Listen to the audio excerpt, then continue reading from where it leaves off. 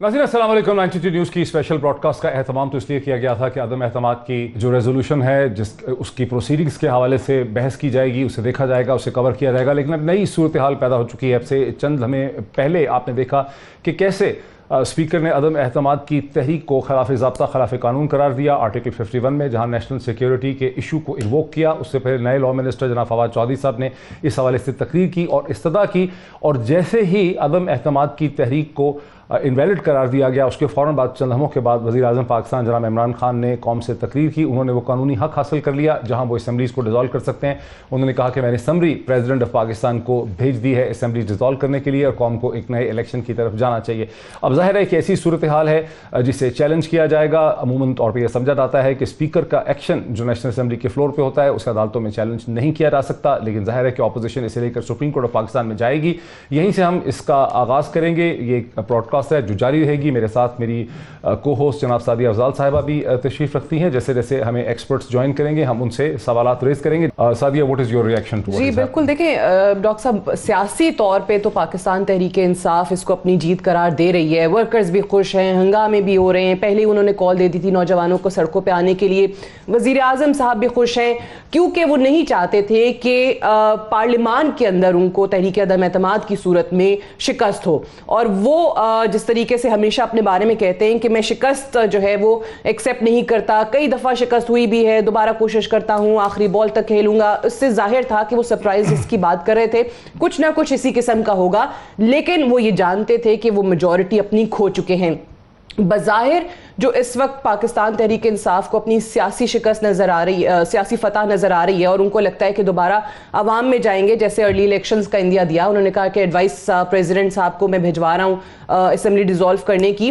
सो उनको लगता ज़रूर है कि ये 2/3 अक्सरियत से शायद वापस आ जाए, मेजॉरिटी जो है पाकिस्तान तहरीक इंसाफ के साथ है। लेकिन आज जो स्पीकर ने आर्टिकल 5 की आड़ लेकर काम किया है वो मावराए आइन है, वो खिलाफ दस्तूर है। आपने सही कहा कि ये काम इसलिए किया गया क्योंकि बज़ाहिर यही कहा जाता है कि स्पीकर की जो रूलिंग्स है वो चैलेंज नहीं हो सकती, but this is not always true. आपको याद होगा 2012 में स्पीकर फहमीदा मिर्जा ने यूसुफ रजा गिलानी के खिलाफ जो रेफरेंस था उनकी नाहली का, उसको मुस्तरद कर दिया था। उसके बाद पाकिस्तान पीपल्स पार्टी ने भी ऐसे ही जश्न मनाया था। उन्होंने भी यही कहा था कि आज जो स्पीकर साहिबा ने काम किया है ना वो जमहूरियत की फतह हो गई है। लेकिन उसके बाद क्या हुआ था, वो चैलेंज हुई स्पीकर साहिबा की रूलिंग, फहमीदा मिर्जा की रूलिंग सुप्रीम कोर्ट में। 3 रुकनी बेंच था और उन्होंने स्पीकर की रूलिंग को मुस्तरद किया, रिजेक्ट किया और यूसुफ रजा गिलानी की नाहली हुई। सो ये जो आर्टिकल 5 की मैं बार बार बात कर रही हूं, बड़ा ऑब्जेक्टिव एक आइन का आर्टिकल है जो लॉयल्टी टू स्टेट की बात करता है। आप उसको इस जुमरे में नहीं ला सकते हैं। मैं इसलिए इसको खिलाफ आइन कह रही हूं क्योंकि स्पीकर साहब ने इस चीज को बाकायदा एडमिट किया, इस तहरीक को, इस करारदाद को एडमिट किया गया, इस पे बाकायदा नोटिफाई इसको किया गया, रूल्स के मुताबिक करार देकर नोटिफाई किया गया। सो इस तरीके से आज इसको यकसर मुस्तरद कर देना एक आईनी बहरान पैदा करेगा। बहरान आप समझती हैं कि पैदा हो गया। इरशाद आरिफ साहब भी रोजनामा 92 के ग्रुप एडिटर हैं, पाकिस्तान के मुमताज कॉलमिस्ट और पॉलिटिकल एनालिस्ट मेरे साथ इस वक्त हैं। इरशाद आरिफ साहब, एक पॉलिटिकली तो बड़ी स्मार्ट मूव की है प्राइम मिनिस्टर इमरान खान ने, तहरीक इंसाफ ने। उनको नजर आ रहा था कि 174 या 75 175 के करीब मेंबरान जो थे वो मौजूद थे अपोजिशन के, और ज़ाहिर है कि अदम एतमाद की तहरीक जो है वो मंजूर हो सकती थी, प्राइम मिनिस्टर का ओहदा ख़त्म हो सकता था। और अपनी उनकी जब अदम एतमाद की तहरीक आ जाती है, रेजोल्यूशन असम्बली के सामने होती है, तो प्राइम मिनिस्टर उस वक्त असम्बलीज को डिसॉल्व करने की समरी प्रेसिडेंट को नहीं भेज सकता। तो बुनियादी तौर पर उन्होंने उस मरहले को यहाँ पे निकाला है आर्टिकल 5 की मदद से, और जो ख़त आया था बाहर से एक बैरूनी मुल्क से उसकी मदद से, और अब वो एक इलेक्शंस की तरफ जाना चाहते हैं। सादिया अफजाल साहब का ख्याल है कि ये चीज़ चैलेंज होगी क्योंकि एक आईनी बहरान पैदा हो चुका है। क्योंकि आम तौर पर यह तस्वर होता है कि जब स्पीकर के एक्शंस है, जो कि अभी जब आर्टिकल 63 के ए के हवाले से सुप्रीम कोर्ट ऑफ पाकिस्तान के सामने जो पिटिशन गई है, जो प्रेसिडेंशियल रेफरेंस गया, वहाँ सुप्रीम कोर्ट के इस किस्म के कमेंट्स आए हैं कि स्पीकर जो है वो उसके जो एक्शंस हैं फ्लोर के ऊपर, वो चैलेंज जो है वो नहीं हो सकते और स्पीकर उस हवाले से खुद मुख्तार है। आपको क्या लग रहा है कि क्या अगर ये मामला सुप्रीम कोर्ट ऑफ पाकिस्तान के सामने जाएगा तो सुप्रीम कोर्ट फिर ये कहेगी कि नए इलेक्शन ना करवाएं, जिसके लिए माहौल बहुत जम चुका है, वो कहेगी कि नहीं वापस लेकर आएँ सब चीज़ों को? देखिए, माजी का तजर्बा ये है कि जब भी इलेक्शन कॉल हुए हैं सुप्रीम कोर्ट ने या किसी अदालत ने कभी उसको चैलेंज नहीं किया, क्योंकि अवाम भी वो आखिरी फोरम है जहाँ से वजूद किया जा सकता है किसी हवाले से। तो मेरा ख्याल है कि अगर ये एक अब सियासी जंग से ज्यादा अब कानूनी जंग हो गई है, और यकीनन ये कोशिश होगी कि अपोजिशन जाए और इस रूलिंग के खिलाफ जाए। एक तो रूलिंग को चैलेंज करना जो है मुश्किल है। माजी में जब भी रूलिंग चैलेंज हुई है वो कभी भी किसी कोर्ट ने तो उस रूलिंग को जो है नल एंड वाइड नहीं किया, सिवाय एक मौके पर जब हमीदा मिर्जा साहबा ने ये रूलिंग दे दी थी कि यूसुफ रज़ा गिलानी साहब की जो नाअहली है वो नहीं हुई, उस अदालती फैसले को उसमें वो किया गया था। तो मेरा ख्याल है उसको मिसाल नहीं बनाया जा सकता। असल में स्मार्ट मूव के अलावा ये जी सादिया अफजाल साहिबा ने ना बड़ी इंटरेस्टिंग इरशाद आरिफ साहब, सादिया अफजाल साहिबा ने हमारे सामने ये बड़ी इंटरेस्टिंग एग्जांपल रखी है, और हम कोशिश करते हैं कि कॉन्स्टिट्यूशनल लीगल एक्सपर्ट्स को भी ले, जाहिर है वहां भी ओपिनियन स्प्लिट होगी, लेकिन मुझे on the face of it Sadia ये लगता है कि वो मामला जहां सुप्रीम कोर्ट एक अदालत एक फैसला दे चुकी थी और स्पीकर की मदद से एक पोलिटिकल पार्टी उस अदालत के फैसले को अमली जामा पहनाने से रोक रही थी, वो सूरत हाल इस सूरत हाल से जहां एक हुकूमत एक समरी भेजती है, प्राइम मिनिस्टर भेजता है नए इलेक्शन के लिए, और माहौल बन चुका है नए इलेक्शन का, और एक सियासी तौर पर नजर आ रहा है कि इस वक्त पाकिस्तान के तमाम मसाइल का हल एक नए इलेक्शन में है जो फ्री फेयर और ट्रांसपेरेंट हो और जल्दी से जल्दी हो, ताकि सियासी बहरान खत्म हो। मुझे ऐसा लगता है कि अगर ये मामला सुप्रीम कोर्ट के सामने जाएगा भी तो भी सुप्रीम कोर्ट के भी हाथ अब बंधे हुए हैं, बिकॉज एक माहौल बन गया है पाकिस्तान में नए आम इंतखाबात। This may be a good way out. वो बात सही है कि एक जो चीज चल रही थी इतने अरसे से उससे बाहर निकलने के लिए चले एक रास्ता जरूर समझ में आ जाता है कि आप असेंबलियां डिसॉल्व करें, आप नए इलेक्शन की तरफ चले जाएं। लेकिन मैं सिर्फ ये कह रही हूं कि जिस चीज को बुनियाद बनाकर आप रूल्स के मुताबिक एक करारदाद को एक्सेप्ट करते हुए नोटिफाई कर देते हैं, तो आप कैसे उसको यकसर मुस्तरद कर सकते हैं जबकि आपके एजेंडा आइटम पे भी वो आ चुका हो, एक बार नहीं 2 दफा आ चुका हो, और आर्टिकल 5 की आड़ में ये काम कर दिया जाए, तो इसको जरूर चैलेंज किया जाएगा सुप्रीम कोर्ट में। मैं सिर्फ ये कहना चाह रही हूं, अदरवाइज पॉलिटिकल जो बुहरान है उससे बाहर निकलने का तो आपको एक रास्ता मिल गया है, लेकिन जो कॉन्स्टिट्यूशनल बुहरान खड़ा हो जाएगा उसका क्या होगा? जी बिल्कुल, मैं जनाब इरशाद आरिफ साहब, मुझे पूरा यकीन है सादिया अफजाल सही कह रही हैं कि ऑपोजिशन और शहबाज शरीफ साहब और पाकिस्तान पीपल्स पार्टी इसे सुप्रीम कोर्ट में चैलेंज करेंगे, उनका हक है, उसको डेफिनेटली चैलेंज करेंगे। लेकिन मुझे शक है कि सुप्रीम कोर्ट चूंकि एक टॉप एपेक्स कोर्ट है, कॉन्स्टिट्यूशनल कोर्ट है, और उसका मकसद भी यह है कि कॉन्स्टिट्यूशनल बहरान को ख़त्म करे, और जिस किस्म का सियासी बहरान अब पाकिस्तान में खड़ा हो चुका है, जिस किस्म की फीलिंग्स हैं, अब तो लोग जो है बहुत ही इंटेंसिफाइड फीलिंग है, हॉट मॉल्टन, तो सुप्रीम कोर्ट इसमें यही कहेगी कि इलेक्शन होने चाहिए। और अब ये मुझे सूरत हाल लग रही है। इरशाद आरिफ साहब, क्विक कमेंट, फिर उसके बाद आमिर ज़िया साहब ने भी हमें ज्वाइन किया है, उनका भी मैं एनालिसिस इस पे लेना चाहता हूँ।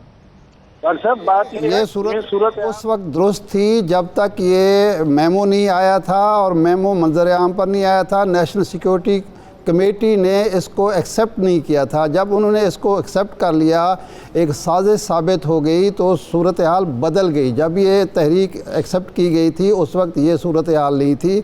जब लिंक मिल गए, नेशनल सिक्योरिटी कमेटी ने, जो सब हाईएस्ट फोरम है जिसमें सारी मुसल्लह अफवाज के सरबराह मौजूद हैं, जिसमें joint chief of staff committee के चेयरमैन मौजूद हैं, वज़ीर दिफा मौजूद हैं, वज़ीर दाखिला मौजूद हैं, वज़ीर आज़म मौजूद हैं, उन्होंने ये कहा कि एक साजिश हुई है हुकूमत को गिराने की। तो जब एक हुकूमत को साजिश के ज़रिए गिराना वाक़अतन आइन के मुताबिक जुर्म है, आर्टिकल 5 और आर्टिकल 6 उस पर लगता है, तो इस बुनियाद पर सूरत हाल जब तब्दील हो गई तो डिप्टी स्पीकर ने रूलिंग दे दी। मैं ये बात मानता हूँ कि ये खालिसतन कानूनी या रूलिंग का मामला नहीं है, सियासी मामला है, सियासी अंदाज में उन्होंने निपटाने की कोशिश की है। देखिए, ये जो इरशाद आरिफ साहब की बात को अब मैं आगे बढ़ाना चाहूँगी कि आर्टिकल 5 की वो बात करें।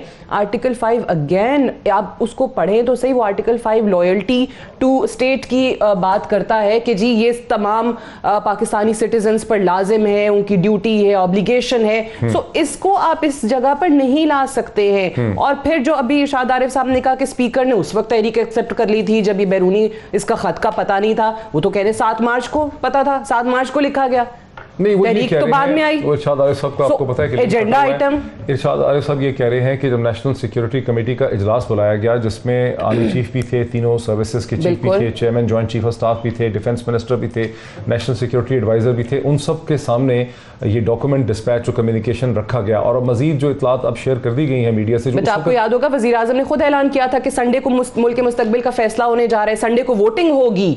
वजीर आजम को तमाम चीजों का इल्म था। ये मीटिंग जिसका आप जिक्र कर रहे हैं ये भी हो चुकी थी, उसके बावजूद वजीर आजम ने ऑन एयर आके ऐलान किया था कि संडे को वोटिंग होगी तहरीके अदम एतमाद पे। तो ऑल ऑफ ए सडन उनसे वो डिफीट बर्दाश्त नहीं हुई ना, फिर उसके बाद ही उनके जो लीगल माहिरीन ने उनको जो मशवरा दिया, उन्होंने एक, आप उसको अगर बहुत पॉजिटिवली देखें तो एक smart political move, politically yes, again बार-बार कह रही हूं, सियासी तौर पे बड़ा अच्छा रास्ता दे दिया। आईनी तौर पे क्या करेंगे? साइंस की किताबों के एतबार से देखें तो पहली दफा इमरान खान ने मैकियावेलियन किताब का पहला सफ़ा खोला है कि मैकियावेलियन पॉलिटिक्स होती क्या है, तो उन्होंने एक स्मार्ट पॉलिटिक्स यहाँ पे खेली। आमिर ज़िया साहब एडिटर रह चुके हैं, पाकिस्तान के प्रोमिनेंट पॉलिटिकल एनालिस्ट हैं, मेरे साथ इस वक्त हैं। आमिर ज़िया साहब अस्सलाम वालेकुम, मोईद पीरज़ादा बोल रहा हूँ स्टूडियो से। ये 92 न्यूज़ की स्पेशल ब्रॉडकास्ट है। ब्रॉडकास्ट सोची तो थी हमने अदम एतमाद की तहरीक की प्रोसीडिंग्स को कवर करने के लिए, लेकिन यहाँ तो एक नया ही मामला खड़ा हो गया जहाँ अदम एतमाद की तहरीक को कालादम इनवैलिड करार दे दिया है। आर्टिकल 5 को इन्वोक किया गया है। नेशनल सिक्योरिटी कमेटी की जो मीटिंग हुई थी जहाँ पर एक बैरूनी बहुत बड़ी ताकत के जो कम्युनिकेशन और डिस्पैच थी उसको साइट किया गया है, उसको बेसिस बनाया गया है और अब आम इंतखाबात के लिए असम्बली जो है असम्बली रिजॉल्व करने की भेज दी गई है। आपको क्या लगता है कि ऑपोजिशन इसे सुप्रीम कोर्ट के जरिए इनवैलिड करार देगी या सुप्रीम कोर्ट कहेगी कि अब चूंकि माहौल बन चुका है सियासी, इसका हल यही है कि कौम एक आम इंतखाबात की तरफ मुल्क चला जाए? मुझे साहब अभी आपने कहा कि जी मैकियावेलियन पॉलिटिक्स का पहला सफा खोला इमरान खान साहब ने। बात ये कि जब दूसरी तरफ से जो है इसी तरह की मैकियावेलियन पॉलिटिक्स हो रही हो और बिलो द बेल्ट कहते हैं ना कि मेंबरान की खरीदो फरोख्त हो रही हो, तो उसका जवाब कुछ इसी तरह का हो सकता है। बात ये कि ये तो एक एलिमेंट है बहुत अहम कि जी बैरूनी साजिश थी, लेकिन चलें अगर आप उससे कतई नजर भी देखें तब भी आपको अंदाजा होगा कि जिस तरह से वफादारियां खरीदी गई और पार्लियामेंटेरियंस की हॉर्स ट्रेडिंग हुई, तो उसके नतीजे में आप ये तवक्को करें कि आइन की उस स्पिरिट के मुताबिक, जिस स्पिरिट के तहत कवानीन लिखे गए थे, जब उसकी धज्जियां बिखेर दी गई तब भी आपको उसमें एक मंतक नजर आएगी। और मैं समझता हूं कि जो इस वक्त पूरे मुल्क में एक हिजान है और वो बरपा था, और जाहिर आपने देखा बिल्कुल, हमने टीवी पे सुना, लोगों से बातचीत हुई हमारी खुद भी, कि जनाब एक पॉपुलैरिटी की, मकबूलियत की लहर इमरान खान साहब के हक में है। और जब से ये तहरीक अदम एतमाद दाखिल की गई थी, और उसकी बड़ी वजह ये थी कि बहुत सारे लोग खौफजदा हो गए थे कि जब उन्होंने देखा कि नैबजुदा सियासतदान जो है वो पड़ तोड़ रहे हैं इस मुल्क के आला ओहदों पर आने के लिए, तो जाहिर है कि वो भी एक बहुत बड़ा इमरान खान साहब का आमिर ज़िया साहब बसद एहतराम, इसी को तो मैं मैकियावेलियन मूव कह रहा हूं कि इमरान खान साहब ने एक महीने एक ऐसा बयानिया जो है उसको हीट अप किया मुल्क में, एक मुल्क के अंदर बैरूनी साजिश का, और जब वो बयानिया पक गया तो जहां तहरीक इंसाफ की मकबूलियत में कमी आ चुकी थी, जहां लोग बदजन थे इकनॉमिक परफॉर्मेंस के इशूज़ में, महंगाई की वजह से, उसको उन्होंने टर्न अराउंड कर दिया। जब सादिया अफजाल ये सवाल उठाती हैं कि 7 मार्च को उनको खत मिल गया था, तो 7 मार्च को ही उन्होंने ये क्यों नहीं किया, तो मुझे समझ आती है कि इमरान खान ने प्रिंस पढ़नी शुरू कर दी है निकोला मैकियावेली की। उन्होंने समझ आया कि चूंकि do in the Rome as the Romans do, उन्होंने सारी चीज को पकाया या इसको गर्म किया और गर्म करके एक ऐसे नुक्ते पे ले आए जहां इस वक्त खैबर पख्तूनख्वा, पंजाब और कराची के शहर में उनको अनप्रेसिडेंटेड मकबूलियत हासिल है, और इस मौके पे वो अब अपोजिशन एक और मेरे ख्याल से फारूक हबीब ने शायद अनाउंस किया कि अगले 90 डेज के अंदर अंदर इंतखाबात होने जा रहे हैं। अब वो इंतखाबात करवाने लगे हैं जबकि डंके की चोट पे इंतखाबात, तो इसी को मैं मैकियावेलियन मूव कह रहा हूं। शाह आरिफ साहब, तो इमरान खान अब मैकियावेलियन, डॉक्टर साहब मैं भी तारीफ में ही कह रहा था, ताईद ही कर रहा था, मैं इसकी ताईद ही कर रहा था। दो चीजें, स्मार्ट मूव है, एक्सीलेंट मूव है to get out of the crisis. जी डॉक्टर साहब, 2 चीज़ें हैं जो इससे और हैं जो अभी इस पर डिस्कस नहीं हो रही। एक तो यह है कि जब प्राइम मिनिस्टर असम्बली तोड़ता है तो वो प्राइम मिनिस्टर रहता है, और अगर असम्बली अपनी मुद्दत पूरी करेगी तो 60 दिन में इलेक्शन होंगे, अगर प्राइम मिनिस्टर असम्बली तोड़ेगा तो 90 दिन में इलेक्शन होंगे। तो इस वक्त जो सूरत हाल है, कानूनी तौर पर, आइनी तौर पर इमरान खान साहब ने एक इनके नीचे से कालीन खींच लिया अपोजिशन से कि वो प्राइम मिनिस्टर भी अगले 90 दिन तक होंगे और इलेक्शन भी वही कराएंगे और निगरान हुकूमत कायम नहीं होगी। इसका शायद अपोजिशन को अंदाज़ा नहीं होगा कि ऐसा हो सकता है। तो इसका मतलब ये है कि हाँ जी हाँ, आइनी तौर पर जब असम्बली वज़ीर आज़म तोड़ेगा वो वज़ीर आज़म आप ये कह रहे हैं कि अब जबकि जी जी तो इंटरम सेटअप नहीं आएगा, ये बड़ी नहीं, स्मार्ट मूव है। सेकंड नहीं, page from Nicola Machiavelli's book of prince, second page. मुझे एक इसमें अब चीज समझनी है, इरशाद आरिफ साहब और आमिर ज़िया साहब। अच्छा, एक चीज डॉक्टर साहब अगर आप इजाजत दें मैं बताती चलूं कि वजीर आजम साहब के 2 दिनों से कह रहे थे कि मैं अपनी लीगल टीम जो है माहिरीन से मुशावरत कर रहा हूं, तो आई एम श्योर उसमें से बहुत सारे लोगों की मुखालफत भी की, जैसे कल खबरें आई कि अटॉर्नी जनरल ने और उनकी पूरी टीम ने वजीर आजम को स्पीकर के थ्रू कुछ ऐसे इकदाम करने से रोका, मुखालफत की, और उसका नतीजा ये हुआ कि अभी राजा खालिद जो है डेप्यूटी अटॉर्नी जनरल हैं, उन्होंने इस्तीफा दे दिया है। उन्होंने कहा है कि हुकूमत ने आज स्पीकर के जरिए गैर आईनी काम किया है। मैं इस हुकूमत ले हम पहली लीगल ओपिनियन भी ले लेते हैं। सलमान अकरम राजा पाकिस्तान के प्रोमिनेंट कॉन्स्टिट्यूशनल लीगल एक्सपर्ट हैं, मुझे हमें इस वक्त फोन लाइन के ऊपर ज्वाइन कर रहे हैं। सलमान अकरम राजा साहब, अस्सलाम वालेकुम एंड वेरी वार्म वेलकम। बहुत ही इंटरेस्टिंग एक सिचुएशन है जहां पॉलिटिकली तौर पर तो इमरान खान साहब ने, प्राइम मिनिस्टर ने बड़ी स्मार्ट मूव की है, लेकिन हम ये डिबेट है कि क्या ये मूव सुप्रीम कोर्ट में चैलेंज होगी। उर्फ आम में ये है कि स्पीकर के एक्शंस को चैलेंज नहीं किया जा सकता, और अगर चैलेंज होगी तो सुप्रीम कोर्ट का फिर क्या इस्तदलाल इस पे हो पाएगा? देखिए, शुक्रिया मोईद। हमारी कोई भी सियासी वाबस्तगी हो, मैं समझता हूँ आज एक बहुत ही शर्म का दिन है आईनी हवाले से। आइन से कुछ तो वाबस्तगी हमारी होनी चाहिए, और आज जो हुआ वो सरीहन एक बदनीयती पर मबनी अमल था। एक सियासी चाल चली गई, आइन का सहारा लिया गया। स्पीकर साहब ने या डिप्टी स्पीकर साहब ने जो किया वो एक मंसूबा साजी के तहत किया कि एक बयानिया आया हुकूमती बेंच से, आनन फानन उन्होंने कहा कि मैं तहरीक एतमाद को कलअदम करार देता हूँ, सेशन को ख़त्म करता हूँ। इस तरह नहीं आइनी निज़ाम चला करते। हमने अपने मुल्क का और अपने आइन का आज मजाक उड़ाया है, मैं समझता हूँ। सलमान राजा साहब, जैसे आप बोल रहे हैं, साथ ही हमें ये खबर मिली है, मेरे कान में प्रोड्यूसर साहब ने बताया है कि सदर पाकिस्तान ने प्राइम मिनिस्टर की समरी को कबूल किया है और असम्बलियाँ तहलील करने का हुक्म उन्होंने जारी कर दिया है। अब इस मौके पे कॉन्स्टिट्यूशनली आपको क्या है, क्योंकि एक माहौल तो ऐसा बन चुका था कि मुल्क में एक पॉलिटिकल क्राइसिस था, बहुत ही जज्बात भड़के हुए थे, और अब एक आम एक्सपेक्टेड था कि इसमें इलेक्शन जो है इसका सोल्यूशन है, ताकि लोग आवाम के पास जाया जाए मैंडेट के लिए। आप समझते हैं कि इलेक्शन के प्रोसेस को रोकना चाहिए, वापस इन्हीं कॉन्ट्रोवर्शियल असेंबलीज की तरफ आना चाहिए, या इलेक्शन होने देना चाहिए?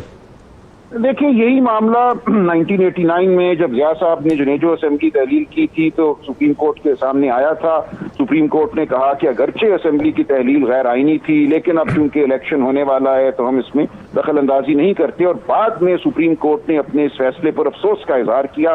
30 साल से इस फैसले को कदर की निगाह से नहीं देखा जाता। देखिए, जब आइन के साथ खिलवाड़ हो जाए तो सुप्रीम कोर्ट का फर्ज सिर्फ यही है कि उस खिलवाड़ को वो कलअदम करार दे, मामलात को वापस ले जाए जहां वो थे उस खिलवाड़ से पहले। अच्छा, एक सवाल अगर आप इजाजत दें तो मैं सलमान अकरम राजा साहब से करना चाहूंगी। ये सही कह रहे हैं, और 2012 की भी अगेन, जैसे मैंने पहले मिसाल दी थी कि स्पीकर की रूलिंग को चैलेंज किया गया जब डॉक्टर फहमीदा मिर्जा स्पीकर कौमी असम्बली ने यूसुफ रजा गिलानी के खिलाफ रेफरेंस को मुस्तरद कर दिया था, तो उसको 3 रुकनी बेंच सुप्रीम कोर्ट का वो बैठा और स्पीकर की रूलिंग को उन्होंने रिजेक्ट किया, सेट असाइड किया रादर, और यूसुफ रजा गिलानी की नाहली हुई।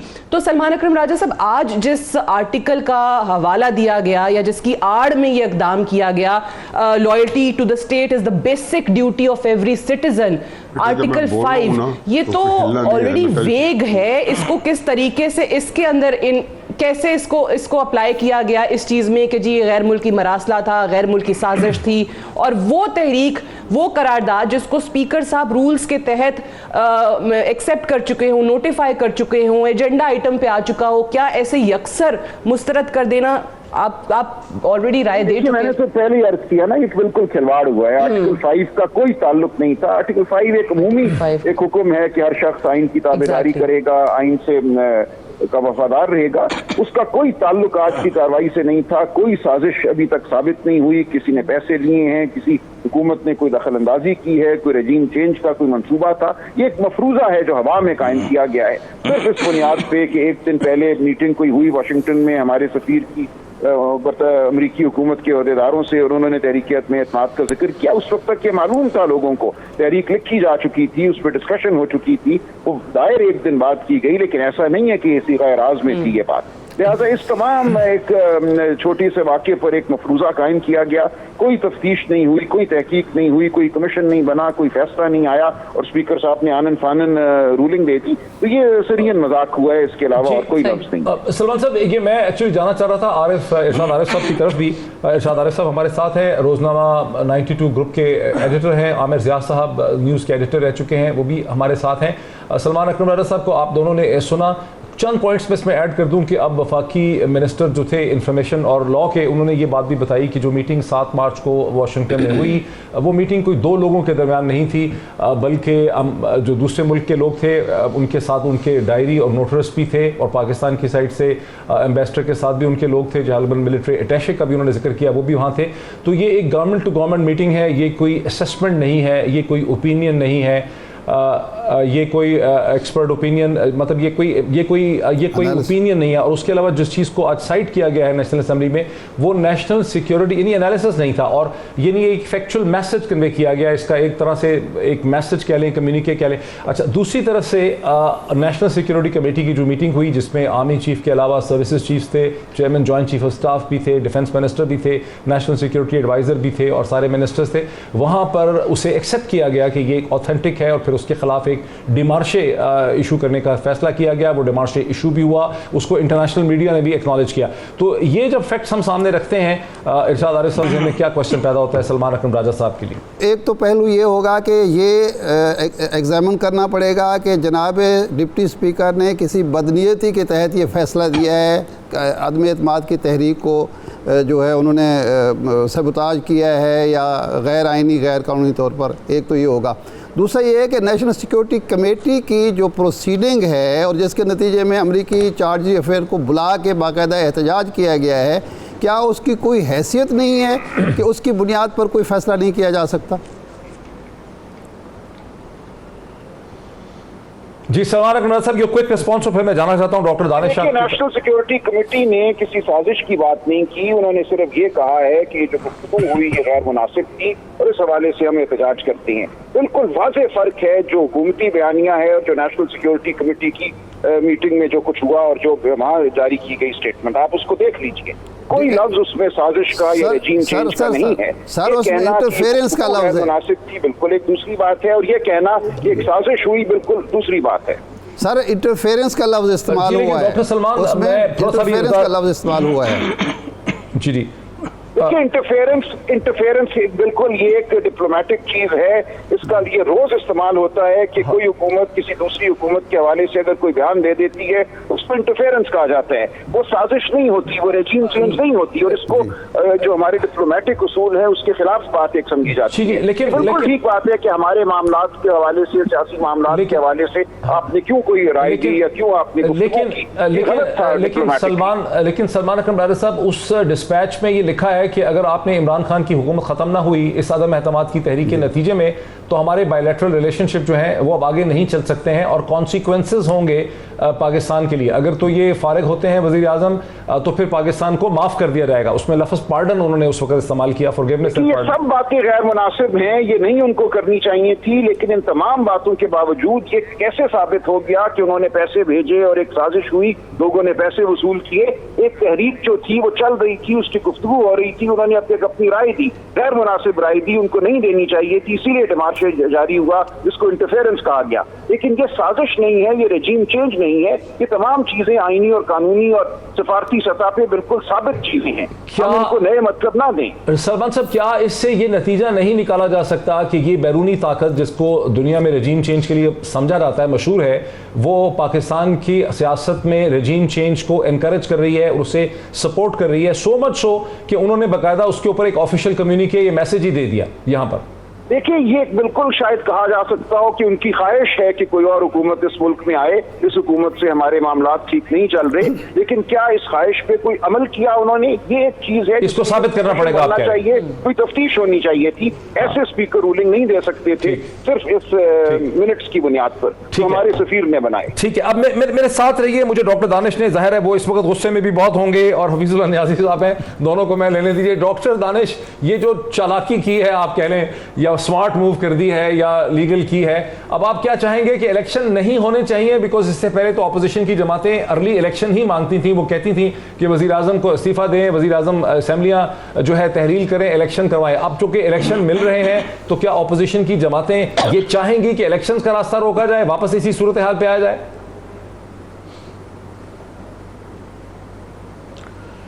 देखिए जनाब, बहुत शुक्रिया आपका डॉक्टर मोहित। पाकिस्तान का जो कॉन्स्टिट्यूशंस है वो सबसे ज़्यादा मुक़द्दम है, और पाकिस्तान के कॉन्स्टिट्यूशंस में अगर आज जो रूलिंग दी गई है वो आइन के आर्टिकल 5 को उन्होंने पेश किया है, जो कि एक सतही सा आपका आर्टिकल है लेकिन अहम आर्टिकल है। लेकिन उन्होंने आर्टिकल 5 के क्लॉज 2 को जो है वो नहीं पढ़ा शायद, और उसमें जो आइनी इम्पोर्टेंस बताई गई है उसके तमाम मराहिल आज सामने आ गए हैं। गोया ये जो कहा जा रहा है कि सदर को इख्तियार नहीं है, माजी में सदर ने किया, माजी में ये किया गया। अरे भाई, माजी में सदर ने अपने इख्तियारात को इस्तेमाल किया, लेकिन ऐसे हालात नहीं थे कि अदम एतमाद आ चुका था, और अदम एतमाद के बाद वज़ीर आज़म को ये इजाज़त ही नहीं है, आइन इजाज़त ही नहीं देता है कि वो असम्बली तोड़ने, तहलील करने की रिकमेंडेशन करे। और ऐसी सूरत हाल में आर्टिकल 5 के 1 को आप पढ़ रहे हैं, आर्टिकल 5 के 2 को पढ़िए। और दूसरी बात यह है कि ये पाकिस्तान के आइन को तोड़ा गया है आज, इसमें कोई दो राय नहीं है। जहाँ तक बात की सलमान अकरम राजा ने बहुत सारी चीज़ों के सामने, और सादिया अफजाल ने भी एक बहुत अहम नुक्ता उठाया है कि पाकिस्तान के अंदर फहमीदा मिर्ज़ा की एक रूलिंग मौजूद है जिसे सुप्रीम कोर्ट ने टर्न डाउन किया, ख़त्म किया कि जनाब ये रूलिंग जो है वो गैर आईनी है। ये कोई मजाक है कि स्पीकर या डिप्टी स्पीकर कोई भी बहाना बना के कोई आर्टिकल लेकर पाकिस्तान के कॉन्स्टिट्यूशन को तोड़ दे, पाकिस्तान के आइन में दिए हुए जो प्रोसीजर है उसको तोड़ दे, पार्लियामेंट के अंदर पार्लियामेंट को रोन दिया जाए सिर्फ अपनी ख्वाहिशात की बुनियाद पर। ये कहाँ का इंसाफ है? ये कौन सा तरीक़ेकार है? क्या आप हवी से इख्तिदार में आप जो हैं वो पूरे के पूरे आइन को रोन दें? आइए कॉन्स्टिट्यूशन पे बात कीजिए, आइए आइन पे बात कीजिए, अपनी ख्वाहिशात पे बात नहीं कीजिए। वजीर आजम ने एक दफ़ा नहीं, वजीर आजम ने कई दफ़ा आइन की पामाली की है। उन्होंने 2 इलेक्शन का मेंबरान को जब अपॉइंट किया था वो भी आइन की पामाली थी। उन्होंने आर्मी चीफ को डायरेक्ट अपॉइंट किया था, वो भी आइन की पामाली थी। उन्होंने सदारती रेफरेंस के जरिए जो आपके वोट था, आपकी कॉन्फिडेंशियल, उसको नहीं करने दिया था, उन्होंने आइन की पामाली की थी। आज आइन को तोड़ा जा रहा है, आइन को बचाइए। आइन नहीं रहेगा तो पाकिस्तान नहीं रहेगा। ठीक, आपका बड़ा भरपूर मौक़िफ़ है कि जो कुछ वज़ीर आज़म ने किया वो गैर आइनी है। हम ये समझते हैं कि ये कॉन्स्टिट्यूशनली एक तरह की कंट्रोवर्शियल मूव है, लीगली कॉन्स्टिट्यूशनली, और इसका फैसला तो सुप्रीम कोर्ट ऑफ पाकिस्तान ही कर सकती है। इसकी पॉलिटिक्स को अगर हम थोड़ा देख लें, हफीजुल अनारी साहब, वेरी क्विकली, अपोजिशन पहले यही चाहती थी कि असम्बलियाँ तोड़ी जाएँ, वज़ीर आज़म मुस्ताफ़ी हों, इलेक्शन असम्बलियाँ तोड़ी जाएँ और इलेक्शन हो बुनियादी तौर पर। अब आप समझते हैं कि अपोजिशन की जमातें उस इलेक्शन की तरफ नहीं जाना चाहेंगी जो 90 दिन के अंदर अंदर हो सकते हैं, वो चाहेंगी कि नहीं असम्बलियों पे वापस आया जाए? डॉक्टर साहब, सबसे पहले तो इन्ना लिल्लाहि व इन्ना इलैहि राजिऊन। इमरान खान साहब और स्पीकर कौमी असम्बली और जो चंद बंदे हैं, फवाद चौधरी और बाकी उनकी टीम, उन्होंने आज रियासत पाकिस्तान के खिलाफ किया है कि पाकिस्तान की तारीख से चंद लोग कर सके हैं। इमरान खान साहब का नाम आज गवर्नर जनरल गुलाम मोहम्मद, याया खान और इसी तरतीब में और इस लेवल के कोई बंदा मुझे नज़र आ नहीं रहा। मौलवी तमीज़ुद्दीन केस हो या 35 के एक्ट को जैसे तरीके से उन्होंने इस्तेमाल करके एक बानियान पाकिस्तानी हुकूमत ख्वाजा नाज़िमुद्दीन ख़त्म की थी। मेरे तो यकीन जाने 2 दिन से मुझे इतना शदीद माइग्रेन हुआ है, और ये वो फियर ऑफ द अननोन था।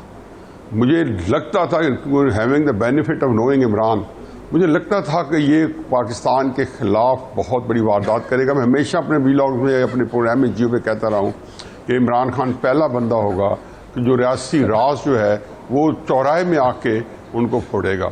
चलो, वो तो जो होना था हो गया। मुझे ये नहीं पता था कि इस तरीके से ऐसी काम होगी, कि ऐसी अनहोनी होगी कि आके असेंबली को आप डिसॉल्व करेंगे। मुझे बताएं, मैं सुअर के हूँ, अगर कल मैं तैयबा पढ़ के हलाल करूँ तो हम लोग खा लेंगे? जी जी, आप एक काम कर रहे हैं, आप उस आइन को तोड़ के आपने पूरी कौम के, मुझे अफसोस उसका भी नहीं है, अफसोस मुझे अगले आने वाले वक्त का है। और ये जो फियर ऑफ द अननोन था, ये इसका नहीं था कि इमरान खान साहब ये कर देंगे, वो कुछ भी कर सकते थे। एक इंसान है, वो जब वो कोई होता है, एक असॉल्ट कर रहा होता है, यानी कि आज इस तरीके इन्होंने कॉन्स्टिट्यूशन पे असॉल्ट किया है, तो इस असॉल्ट के अंदर उससे मैं एक्सपेक्ट कर रहा था। इमरान खान के अंदर एक कैपेसिटी थी, हमेशा मैं कहता था वो डेयर डेवल आदमी है, वो निडर आदमी है, उसके साथ उसकी पूरी उतनी हिकमत है ही नहीं है, फहम है नहीं है, फरासत है नहीं है, वो बड़ी लीथल है। अब एक आपने आके एक ऐसे जगह पे जो काम की उसमें कौम जो है ना, एक कौम, एक आखिरी फिक्रा ले लें, एक आखिरी फिक्रा ले लें, अगर हाँ जरा पीएमएलएन जो इस वक्त जो वारदात हुई है वो ये नहीं हुई। सेनेटर आजम नज़ीर तारड़ साहब ने जी जी नहीं, ये हफीज नियाज़ी साहब जो बात करें, देखिए आप वही बात है ना कि सियासी तौर पे आप जितना मर्जी कह लें कि आज मैं फतह याब हो गया हूं, लेकिन आपने इस मुल्क के कॉन्स्टिट्यूशनल फ्रेमवर्क को स्टेक पे लगा दिया है, कॉन्स्टिट्यूशनल क्राइसिस की तरफ आप लेके चले गए। पीएमएलएन का मौकफ ले लें, क्योंकि फिर सेनेटर साहब ने सेनेटर आजम नज़ीर तारड़ साहब हमारे साथ हैं। Sir thank you so much senator साहब फॉर ज्वाइनिंग अस। अब पीएमएलएन की इस पे क्या स्ट्रेटजी होगी ऑपोजिशन की? क्या इसको इस सुप्रीम कोर्ट में ऑपोजिशन चैलेंज करके वापस स्टेटस को पे आना चाहेगी, या ऑपोजिशन वेलकम करेगी कि हम भी इंतखाबात की तरफ जाना चाहते हैं? असेंबलियां तो हमने सुना है कि तहलील करने का सदर ने मंजूरी भी कर दी है प्राइम मिनिस्टर की रिकमेंडेशन की। इस पे सर क्या है पीएमएलएन का मौक़िफ़? पहली बात तो ये है कि आज पाकिस्तान की आईनी तारीख का और सियासी तारीख का एक स्याह तरीन दिन है, और आज जो किया है इमरान खान ने और उनके जो मुशावरत देने वाले लोग थे, उन्होंने आज तालिक मल दी है इस मुल्क की सियासी और आईनी तारीख पे।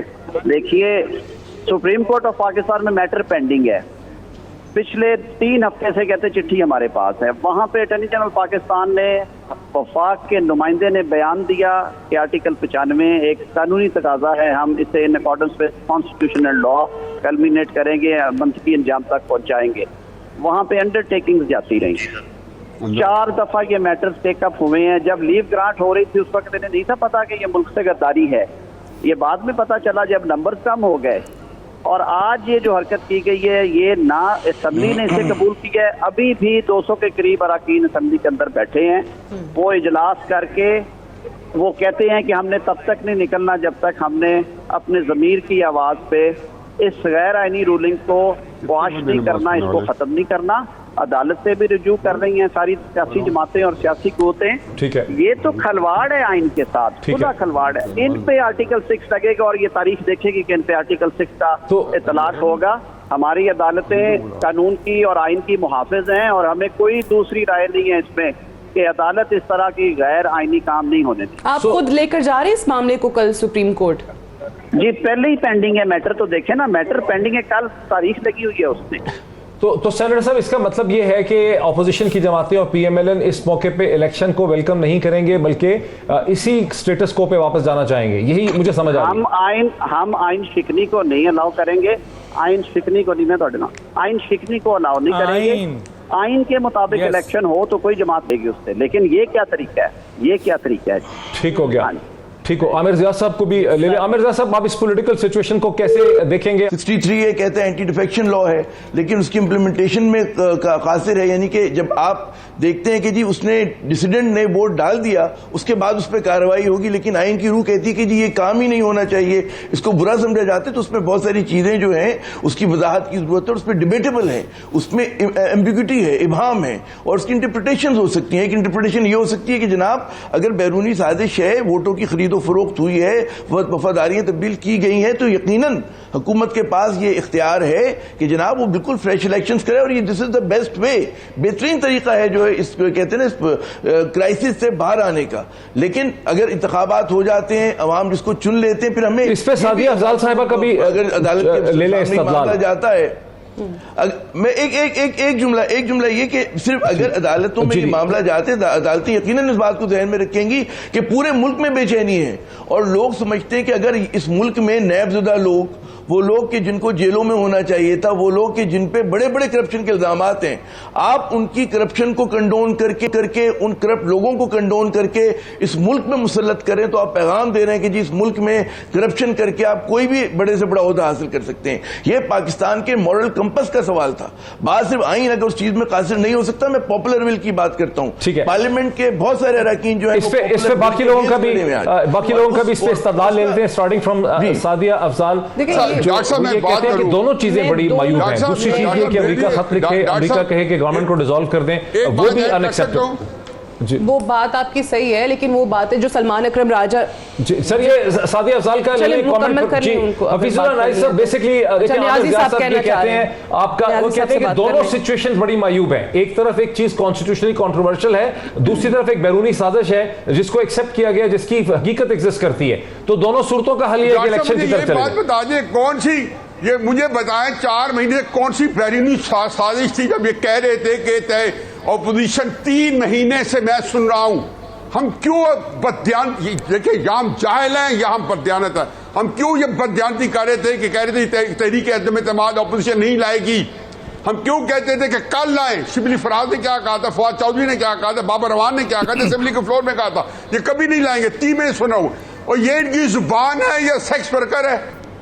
पाकिस्तान के मुस्लिम के साथ खेला जा रहा है। मैं अगर हम इतने और उसके बाद जस्टिफाई करें, असल सानिया ये हुए इस कौम के साथ। मेरा नहीं ख्याल कि सुप्रीम कोर्ट ऑफ पाकिस्तान इतने बड़े क्राइसिस के बाद खामोश रह सकता है। आज आपने जैसे पहले कहा था कि सूट करता है, अगर देखें पॉलिटिकली आपने एक वे आउट दे दिया, ठीक है जी, आप इलेक्शंस की तरफ चले गए। आप कहते हैं कि ऑपोजिशन की जमातें भी तो यही चाहती थी कि मुल्क में दोबारा इंतखाबात हो, लेकिन इस तरीके से नहीं। जो आपने आइन के साथ किया है उस पर आप प्लीज कहीं से भी इसको जस्टिफाई मत करें कि आपने आइन नहीं तोड़ा और आपने आइन को तोड़ के बड़ा अच्छा काम किया। ये आप नहीं कर सकते हैं। ये आपको, ये जो अभी नियाजी साहब बात कर रहे थे ना तहरीक अदम एतमाद वाली, ये तो जब पीडीएम बनी थी नियाजी साहब, तो पीपल्स पार्टी ने सबसे पहले कहा था पीडीएम में आके कि तहरीक अदम एतमाद लेकर आते हैं।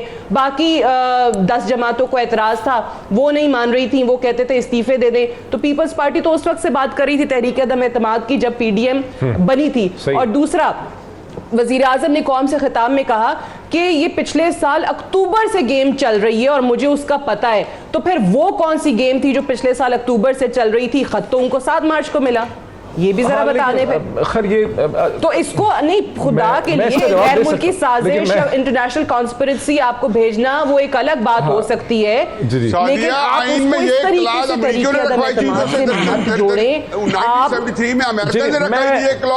सर, मैं इसका एक अपोजिंग पॉइंट ऑफ व्यू लेना चाह रहा हूँ। इरशाद आरिफ साहब, सर वो मैं एक बेसिक रूल है सर के डिस्कशन कराने का कि आपको एक पॉजिटिव पॉइंट ऑफ व्यू मिले, फिर उसका एक अपोजिंग पॉइंट ऑफ व्यू मिले। पॉजिटिव और नेगेटिव मतलब पॉजिटिव नेगेटिव ताकि आवाम को, सुनने वालों को समझ आ सके कि 2 डिफरेंट आर्गुमेंट्स क्या हैं। डिस्कशन को आगे बढ़ाते हुए इरशाद आरिफ साहब, सुप्रीम कोर्ट ऑफ पाकिस्तान के सामने जब यह मसला जाएगा, और मुझे उम्मीद है कि अभी चला गया होगा, कल सुबह जाएगा, तो सुप्रीम कोर्ट को देखना पड़ेगा कि अगर हुकूमत फॉल कर जाती है तो उसके नतीजे में एक ऐसी पार्टियों का मजमुआ आएगा जो कम से कम 4 या 5 पार्टियां मिलकर 172 का नंबर पूरा करेंगी, और वो सिर्फ खुद भी हुकूमत 2-3 महीने से ज्यादा नहीं करना चाहती, और उनका स्टेटेड गोल है कि वो इलेक्टोरल लॉज को और ईवीएम वगैरह को, ओवरसीज वोट को खत्म करना चाहते हैं। उसके बाद वो एक इंटरिम गवर्नमेंट बनाना चाहते हैं, यानी पहले एक गवर्नमेंट बनेगी, फिर एक 2 माह की इंटरिम गवर्नमेंट बनेगी, उस इंटरिम गवर्नमेंट के बाद फिर इलेक्शन होंगे, और यहां पर एक डायरेक्ट इलेक्शन जो है अवेलेबल है, जो पाकिस्तान के सियासी बहरान का हल हमें ऑफर करते हैं, ताकि पार्टीज जा सकें लोगों के सामने और नया मैंडेट, फ्रेश मैंडेट लेके आ सकें। आपको क्या समझ आता है, पॉलिटिकल सेंस क्या होगी इसमें सुप्रीम कोर्ट ऑफ पाकिस्तान की? देखें डॉक्टर साहब, हम लोग जो हैं किसी पार्टी का हिस्सा नहीं है। हमारे मद्देनज़र कौम का, मुल्क का, अवाम का मफाद होना चाहिए और आइन की पासदारी होनी चाहिए। ये जो तशरीह का मामला होता है, ये हर वकील की अपनी होती है। एक और वकील आप बुलाएंगे, वो दलाइल से साबित कर देगा कि सूरी साहब ने जो कुछ किया वो बिल्कुल दुरुस्त किया है और यही होना चाहिए था। पहले तो हमें इंतज़ार करना चाहिए सुप्रीम कोर्ट के फ़ैसले का, फिर अवाम के फ़ैसले का। जब अवाम ही ने आखिरी फ़ैसला करना है तो इस पर यह क्या बात हुई? देखें ये साजिश किस तरह से है। पिछले साल हमारे टीवी पर हारून रशीद साहब ने बड़े मुसद्दक़ ज़राए से ये ख़बर ब्रेक की कि अमेरिका में एक मंसूबा बना है। ये उनके अल्फाज हैं, अगर प्रोड्यूसर साहब उसको यहाँ प्रोड्यूस कर सके तो बहुत अच्छा होगा। उन्होंने कहा कि एक मंसूबा बना है इमरान ख़ान की हुकूमत को गिराने का, क्योंकि इमरान ख़ान की हुकूमत काबिल कबूल नहीं है।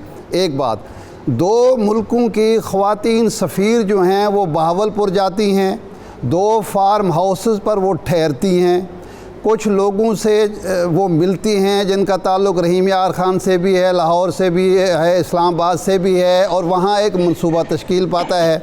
ये कोई चैलेंज करे कि ऐसा नहीं हुआ। उसके बाद ये मेमो सामने आता है, ये कम्युनिके सामने आता है। जब साजिश के ताने बाने मिल रहे हैं तो अब हम बहस कर रहे हैं टाइमिंग पे। देखें जो शख्स विक्टिम होता है टाइमिंग का फ़ैसला वो करता है कि इसको अफशा मैंने किस वक्त करना है। वो बहरहाल सियासतदान है, उसने सियासी फ़वाइद उठाने हैं। इमरान ख़ान का जो भी मकसद हो, जो भी नैरेटिव हो, बात यह है कि ये जो नेशनल सिक्योरिटी कमेटी है उसने मोहर तस्दीक क्यों सब्त की है एक ऐसी चीज़ पर जो अफवाह है, जो कहानी है, जो ड्रामा है, जो इमरान ख़ान का सियासी फ़ायदा है। हमें इसका मतलब है किसी इदारे पर भी कोई एतमाद नहीं है, एक बात। दूसरा, फ़हमीदा मिर्ज़ा के जो रूलिंग का हवाला मैंने भी दिया, सब दे रहे हैं। उसने जो रूलिंग दी थी वो सुप्रीम कोर्ट के एक फ़ैसले पर दी थी, सुप्रीम कोर्ट के फ़ैसले की तशरीह की थी, जो फ़हमीदा मिर्ज़ा का स्पीकर कौमी असम्बली का हक नहीं था। ये जो आज की रूलिंग है ये स्पीकर का हक है। स्पीकर की रूलिंग अगर चैलेंज होती है तो हम बिल्कुल, अगर सुप्रीम कोर्ट कहती है, सुप्रीम कोर्ट ने फ़ैसला दिया था, उसको नाहल करार दिया था जनाब गिलानी साहब को, उन्होंने उस पर अमल नहीं किया था। वो कौमी असम्बली में ले गए थे और उस पर फहमीदा मिर्ज़ा ने सलमान राजा हमारे साथ हैं कि नहीं जी? उसके बाद सर डॉक्टर साहब उसके बाद वो क्या सलमान राजा हमारे साथ हैं? सलमान साहब जी नहीं। अच्छा, इस पे डॉक्टर दानिश, चूंकि जाहिर है मैं चाह रहा था कि डिफरेंट पॉइंट्स ऑफ व्यू इसमें आए। जी डॉक्टर खालिद राजा साहब, एक इशू ये उठा कि जब स्पीकर ने रूलिंग दी थी 2012 में डॉक्टर फहमीदा मिर्जा साहिबा ने, उस वक्त जी डॉक्टर खालिद राजा हमारे साथ हैं, कॉन्स्टिट्यूशनल एक्सपर्ट हैं, उनका क्विक ले लूँ फिर मैं आपकी तरफ भी आता हूँ। डॉक्टर खालिद राजा साहब, एक नुकता बार बार हमारी इस बहस में उठ रहा है, वो ये है कि 2012 में डॉक्टर फहमीदा मिर्ज़ा साहिबा ने एक डिसीजन दिया था जिसको बाद में सुप्रीम कोर्ट ने गलत करार दिया, और वो इंटरप्रिटेशन थी सुप्रीम कोर्ट ही के फैसले की। आप समझते हैं कि वो चीज़ यहाँ पे वैलिड होगी, या 1988 का वो डिसीजन जब जुनेजो साहब की हुकूमत को ख़त्म किया था और इलेक्शन की तरफ कौम जा रही थी और सुप्रीम कोर्ट ने कहा था कि अब चूँकि इलेक्शन की तरफ जा रहे हैं, फैसला तो मायूब है, गलत है, लेकिन इलेक्शन रुकने नहीं चाहिए, तो क्या चीज़ इस वक्त सुप्रीम कोर्ट के मद्देनजर होगी? फहमीदा मिर्ज़ा साहब का जो रेजोल्यूशन था वो और प्रेमिसिस था। आज जो रेजोल्यूशन है that is on the issue number 1, prime minister no confidence and thereafter house being dissolved. तो मैं समझता हूँ कि अब जो इशू होगा कि अगर इलेक्शन हो रहा है, कॉल के बाद गवर्नर सदर साहब ने डिसॉल्व कर दिया है और इलेक्शन 90 दिन में होना है, तो शायद सुप्रीम कोर्ट ग्रेज करे इंटरफेयर करने में। तो बिल्कुल सही है। तो खालिद साहब, मतलब यह है कि सुप्रीम कोर्ट ये देखेगी कि मुल्क के सियासी हालात क्या हैं और सियासत एक ऐसे बहरान का शिकार है, इतनी अपोजिंग और शार्प और पोलराइजेशन है कि इसका बेहतर हल यही है कि ये तमाम सियासी जमातें जो एक असेंबली में खलवाड़ कर रही हैं, वहाँ पर लड़ाई कर रही हैं, या अवाम के पास जाएँ, और अवाम में भी खासा एक इस वक्त हैजान है, तो उसका फैसला अवाम करेंगी, सुप्रीम कोर्ट अवाम के फैसले को नहीं रोकेगी। ये आप कह रहे हैं? मैं समझता हूँ ये आपका तर्जिया बिल्कुल दुरुस्त है, और सुप्रीम कोर्ट जो है उससे भी फैसला करता है। लेकिन अभी खबर ये आई है कि कौमी असम्बली तहलील हो जाने पे सुप्रीम कोर्ट ने नोटिस ले लिया है और एक स्पेशल बेंच जो है वो इसकी समाअत करेगा। अच्छा, अब ये ब्रेकिंग न्यूज़ ये है कि सुप्रीम कोर्ट ऑफ पाकिस्तान ने इसका आज खुद नोटिस लिया है और उस पर एक स्पेशल बेंच जो है वो, लेकिन वो तो स्पेशल बेंच, वो तो बहरहाल वो खालिद साहब, इस पे आपका क्या रद्द-ए-अमल? बेंच तो फिर वही बेंच बना दिया गया है और बेंच हंगामी बुनियादों पर केस की समाअत करेगा, ये सुप्रीम कोर्ट की तरफ से। जी खालिद राजा साहब, मैं समझता हूँ ये जो सुप्रीम कोर्ट ने आज खुद नोटिस ले लिया है, तो अब इसकी समाअत तो होगी नहीं, और पोलराइज्ड बार है, पोलराइज्ड पार्लियामान है, पोलराइज्ड एनवायरनमेंट्स है, उसमें दो मुद्दा, आप कहते हैं, मैं कहता हूँ कवा काला है, आप कहें कवा सफेद है, ये माहौल बना हुआ है आजकल। वेरी डीप थिंग्स, बड़ी प्रोफाउंड आपकी बात है। मैं एक इसका कॉन्ट्री मैं चाहूंगा कि चूंकि हमारे साथ हैं doctor Danish, prominent political analyst हैं, वो खालिद साहब हमारे साथ रहिए। डॉक्टर साहब, वो एक आपसे क्वेश्चन पूछने तक कि थोड़ी सी क्लैरिफिकेशन मजीद हो जाए। जी doctor Danish, please ask your question, please ask your question to doctor Khalid Ranjha, prominent constitutional expert. देखिए, मैं खालिद रांझा से कोई क्वेश्चन नहीं करना चाहता। मैं अगर आप मुझे इजाज़त दें तो यहाँ जो डिस्कशन हुई है उसकी कुछ वजाहत ज़रूर करना चाहूँगा, और वो 3 अहम पॉइंट्स हैं। एक तो ये सर क्विक कीजिए ताकि फिर मैं वापस जा सकूँ डॉक्टर साहब के पास। के ऊपर कोई इल्ज़ाम लगा दे और वो इल्ज़ाम साहब, हाँ जी, मैं मुझे इसलिए कि अगर आप इरशाद आरिफ के मुकाबले में मुझे भी इतना टाइम दें तो मैं बहुत सी वजाहत कर सकता हूँ, और अगर आप मुझे बोलने में मौका ना दें तो मैं 2-4 लफ्ज़ बोल सकूंगा। एक तो ये बात है। पहली बात ये है कि क्रिस्टोफर क्वेश्चन पूछते आप। मैं खालिद रांझा साहब से सवाल करना चाहता हूँ, अगर इजाज़त दें तो।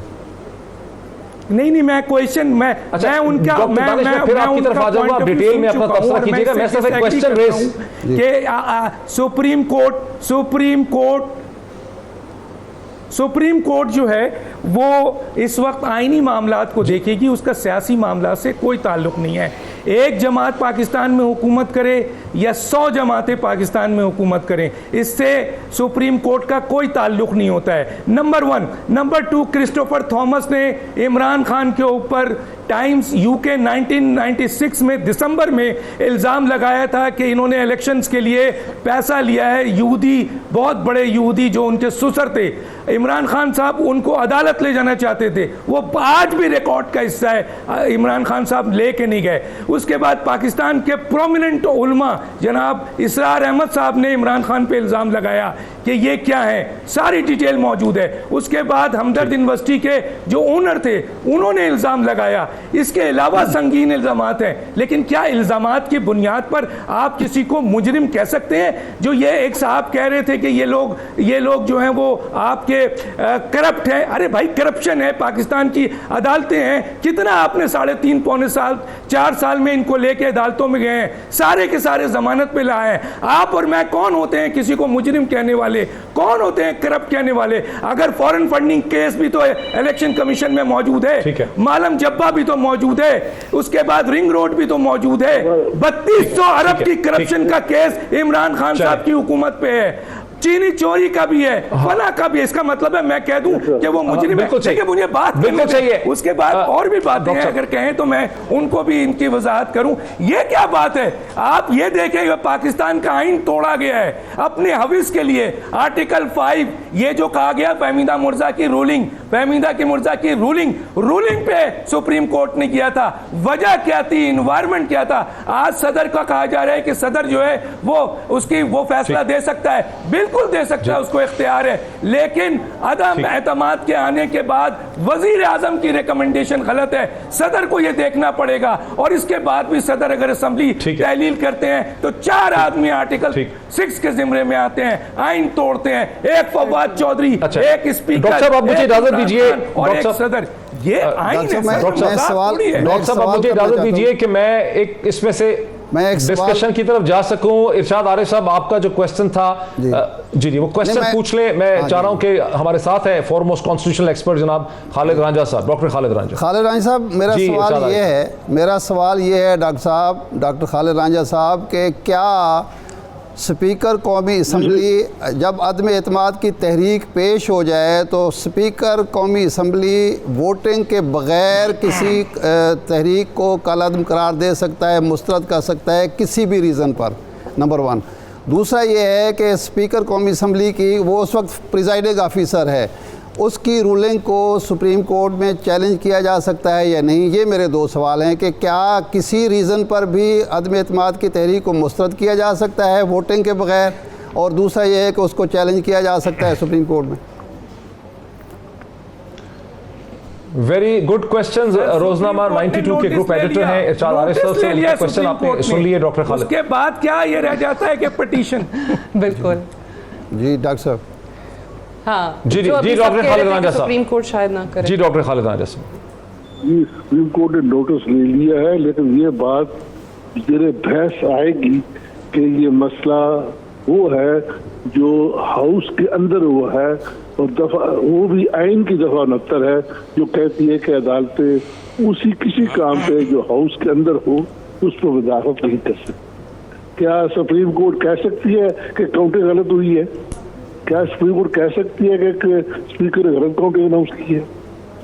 तो मैं गुजारिश ये कर रहा था कि आइन में ये लिखा है कि अदालतें, हाँ जब कहेंगे कोई चीज मैलिस में है, मेलाफाइडी है, मैलिस और विदाउट जुरिस्डिक्शन है, उसमें तो आप कह सकते हैं कि malice crores all authority.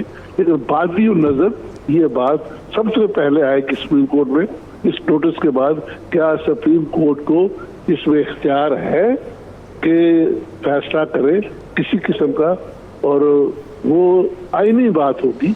Supreme court में इख्तियार होगा कहने का कि हम नहीं बीच में आते, हाउस जो है। अच्छा, लेकिन अगर सुप्रीम कोर्ट ने खुद से नोटिस लिया, अभी मुझे इससे क्लियर नहीं है कि सुप्रीम कोर्ट के पास कोई गया है या खुद से नोटिस लिया है, लेकिन अगर खुद नोटिस अगर सुप्रीम कोर्ट बंदयाल ने फौरी समाअत का हुक्म दिया है, तो अगर सुप्रीम कोर्ट ने खुद से नोटिस लिया है तो जाहिर है कि वो समझते हैं कि वो स्पीकर के एक्शन को, जो कुछ हुआ है उसको एग्जामिन कर सकते हैं। इरशाद आरिफ साहब का दूसरा सवाल यह है कि क्या स्पीकर अदम एतमाद की जब रेजोल्यूशन आती है बगैर काउंटिंग के उसे रिजेक्ट कर सकता है, जिस तरह आर्टिकल 5 को इस्तेमाल इन्वोक करके उन्होंने किया है? जहां तक करने या ना करने की बात है, हेलो जी जी हम सुन रहे हैं। जहां तक करने ना करने की बात है, अब इशू ये है कि who is going to decide कि किसका एक्शन दुरुस्त या गलत है। मुझे तनख्वाह मिलती है फैसला दुरुस्त और गलत करने का। अगर मैं गलत फैसला करता हूं तो फिर देखना है कि किसको इख्तियार है मेरे फैसले को दुरुस्त करने का। आम हालात में या आइन के मुताबिक ये आइन में उसी पार्लियामेंट को इख्तियार है कि ये होल्ड करे कि ये फैसला गलत है। पार्लियामान अदालत को इख्तियार नहीं है। नहीं, इसका क्या मतलब है? इसकी थोड़ी सी तशरीह कर देना कि स्पीकर ने फैसला कर दिया, पार्लियामान कैसे फैसला करेगा स्पीकर के बारे में? अगर पार्लियामेंट को दोबारा रेजोल्यूशन आ जाएगा कि पार्लियामेंट साहब जो आप उसको निकालते नहीं है, उसके खिलाफ आप अपने इत्तेमाद का वोट नहीं देके आते। लेकिन इस केस में इसके खिलाफ कार्रवाई सिर्फ हाउस कर सकता है। लेकिन इस केस में तो प्रेसिडेंट ने असेंबली एक्सेप्ट कर ली। सुप्रीम कोर्ट का काम आइन की तशरीह करना है, तो अगर आपका स्पीकर आइन के किसी आर्टिकल की गलत तशरीह करके उसको अपनी मर्जी के मुताबिक अप्लाई कर देगा, ये मैं कब कह रहा हूँ कि जो हस्ती बात है, बात तो ये है कि एक आइन में लिखा हुआ है, दफा 69 है कि अदालतें हाउस के मामलात में दखलंदाज नहीं होती। अब उसको आइन का जो सुप्रीम कोर्ट कैसे तशरीह करता है, उसको कैसे कहते हैं, उसको मेलाफाइडीज होल्ड करते हैं, अगर उसको अपसेट करता है तो दे हैव टू से इट्स अ मेलाफाइडी एक्ट। ठीक है, लेकिन डॉक्टर साहब आपने कहा कि पार्लियामान ही फैसला कर सकता है। इस केस में प्राइम मिनिस्टर ने आम हालात में कोई गलत काम हो हाउस के बीच में, हाउस खुद उसको दुरुस्त करेगा। लेकिन अब हाउस एग्जिस्ट नहीं करता बिकॉज अब इसे कहते हैं ना, ऑपरेशनल माइनॉरिटी क्या है कि जो मेजॉरिटी होती है हाउस में वो माइनॉरिटी को रगड़ा दे देती है। ये आज की बात नहीं है, ये तमाम दुनिया में होता है, और उसको आपने दफल दे दिया, इट्स ऑपरेशन ऑफ माइनॉरिटी। ठीक है, ये एक सियासी बात है। मैं नहीं समझता कि जो मैं बात कर रहा हूँ हत्ती है, लेकिन ये बात दुरुस्त सामने आएगी सबसे पहले कि vote the high court, vote this court interfere in this. और अगर अदालत ये फैसला करती है कि हम इंटरफेयर कर सकते हैं, क्योंकि ये एक्ट जो है ये कोरम नॉन जूडिस है, मेलाफाइडी है, इलीगल है, जो भी है या गैर आईनी है, तो उसके बाद फिर आगे बात चलेगी। तो पहले अदालत को ये फैसला करना होगा कि क्या हम इस एक्ट में इंटरफेयर भी कर सकते हैं जो हाउस के अंदर हुआ है। अगर आप मेरे साथ रह सके तो मैं हफीजुल्लाह नियाजी साहब का भी इस पे आपकी जो आपने जो इंटरप्रिटेशन की है कॉन्स्टिट्यूशन ऑफ पाकिस्तान की, उस पर मैं रद्द-ए-अमल लेना चाहता हूँ। जनाब हफीजुल्लाह नियाजी साहब का जो पाकिस्तान के प्रोमिनेंट पॉलिटिकल एनालिस्ट हैं। जी हफीजुल्लाह नियाजी साहब। डॉक्टर साहब, पहली बात तो यह है कि खालिद राजा साहब बहुत बड़े आदमी हैं, माशाल्लाह बहुत सीनियर हैं, और एक पूरा जो है एनसाइक्लोपीडिया है लॉ का, इनसे इनकी बात जो है उसकी मैं बहुत एहतराम करता हूँ। ये बताएं कि जी जब सुप्रीम कोर्ट टेक्निकली कॉन्स्टिट्यूशन के किसी भी हिस्से को ले सकती है और उनकी कोई भी कॉन्स्टिट्यूशन अमेंडमेंट उसको भी डिस्कस कर सकती है। सुप्रीम कोर्ट के पास एक बड़ी अजीब पावर है जिसको जहां आईन उसको थोड़ी सी कदगने लगाता है, वहां सुप्रीम कोर्ट वो कहते हैं ना कि इन्हीं पाबंदियों में हासिल आज़ादी को तू कर ले, इनके अंदर उसके पास वो अथॉरिटी भी है। ये कोई टेक्निकल प्रॉब्लम नहीं हुआ, ये रियासत पाकिस्तान जो है वो मेक और ब्रेक के चक्कर में चली गई है। मुझे पता है कि बहुत सारे लोग, मुझे तो जरा याद है 16 दिसंबर 1971 का, 15 दिसंबर को हमारे वहम गुमा में नहीं होगा कि पाकिस्तान 2 हिस्सों में तकसीम हो सकता था। जब गुलाम मोहम्मद ने ख्वाजा नाज़मुद्दीन को बुला के कहा कि आप इस्तीफा दे दें, 35 एक्ट जो है साकित हो चुका था। जब आज़ादी का जो डिक्लेरेशन है वो पूरा पढ़ें, जिसके अंदर बताया गया था कि 2 साल के अंदर ये रियासत का आईन बनाएंगी। मौलवी तमीजुद्दीन केस क्या हुआ, तो फिर क्या फैसला किया, हाई कोर्ट ने उड़ा के रख दिया।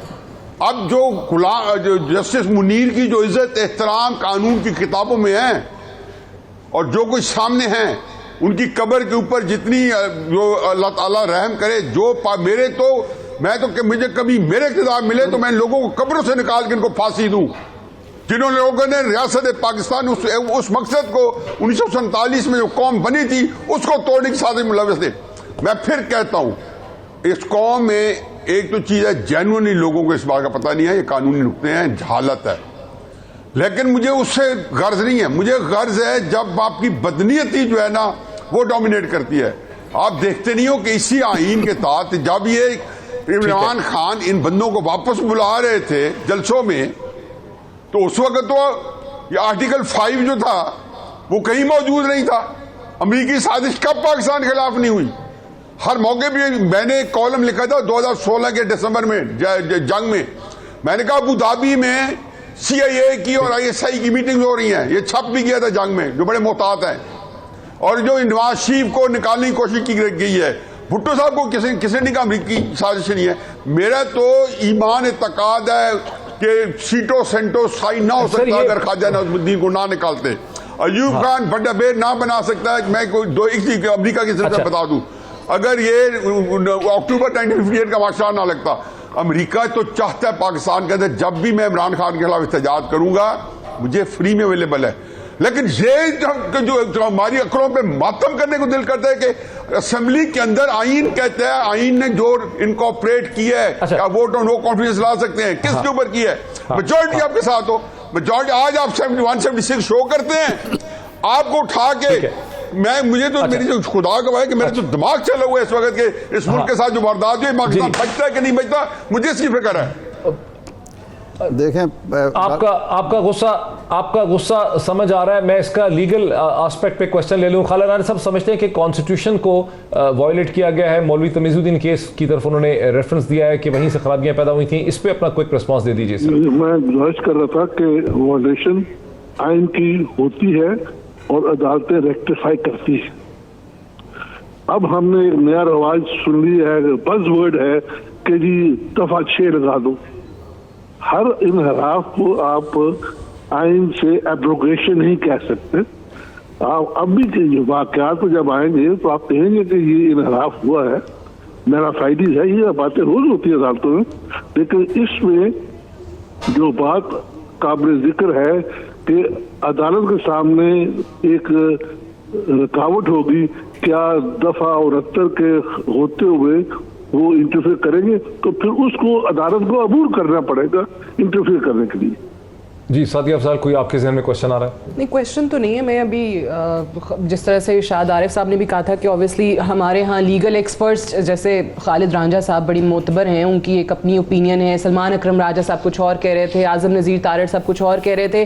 बट अगेन अभी जिस तरीके से हालात चल रहे हैं, अपोजिशन जो मुत्तहिदा अपोजिशन है उन्होंने भी पूरा ड्राफ्ट तैयार कर लिया है। वो भी इस रूलिंग को सुप्रीम कोर्ट में लेकर जा रहे हैं, वो भी अपनी तरफ से इसको चैलेंज कर रहे हैं। सो ये मामला बज़ाहिर अभी तक ऐसे ही लग रहा है कि सुप्रीम कोर्ट में ही इसका कहीं ना कहीं कोई हल निकलेगा। अगेन सियासी तौर पे इलेक्शन बहुत अच्छा रास्ता है, सारी सियासी जमातें चाहती थी कि इलेक्शंस हो जाएं और पता चल जाए। इमरान खान साहब को लगता है उनकी मकबूलियत ज़्यादा है, बाकी सियासी जमातों को लगता है कि इमरान खान साहब जो है वो मुल्क का सत्यानाश कर चुके हैं, आवाम को बर्बाद कर चुके हैं, तो इसलिए अब उनको मौका दिया जाएगा। तो उस लिहाज से तो एक इलेक्शंस का वे आउट है, बट ये जो कॉन्स्टिट्यूशनल क्राइसिस है ये मामला सुप्रीम कोर्ट में ही हल होगा। अभी हमारे सामने भी ब्रेकिंग आ रही है कि मुत्तहिदा अपोजिशन भी जल्द अज जल्द इस पूरे मामले को लेकर अदालत में जा रहे हैं।